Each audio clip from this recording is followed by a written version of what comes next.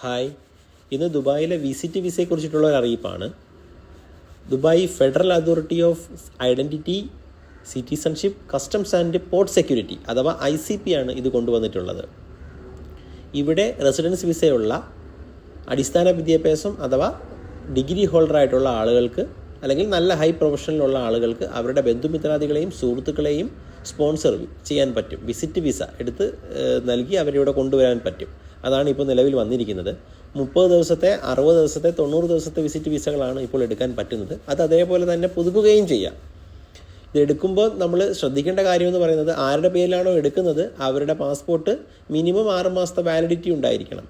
പിന്നീട് return ticket മസ്റ്റാണ്. പിന്നീട് ഹെൽത്ത് ഇൻഷുറൻസ് അതും മസ്റ്റായിട്ടും എടുത്തിരിക്കണം. ഇങ്ങനെയൊക്കെ നിബന്ധനകൾ പാലിച്ചു കഴിഞ്ഞാൽ നമുക്ക് നമ്മുടെ ബന്ധുമിത്രാദികളെയും സുഹൃത്തുക്കളെയും ഇവിടെ കൊണ്ടുവരാൻ പറ്റും. അതുപോലെ തന്നെ ഇത് എങ്ങനെയാണ് എടുക്കുന്നതെന്ന് ചോദിച്ചു കഴിഞ്ഞാൽ ICPയുടെ വെബ്സൈറ്റ് വഴിയോ ICPയുടെ ഡിജിറ്റൽ ആപ്പ് വഴിയോ എടുക്കാം. രണ്ടിലും കയറുക, അതിനുശേഷം UAE പാസ് ഉപയോഗിച്ച് ലോഗിൻ ചെയ്യുക. ഇതാണ് നടപടിക്രമം.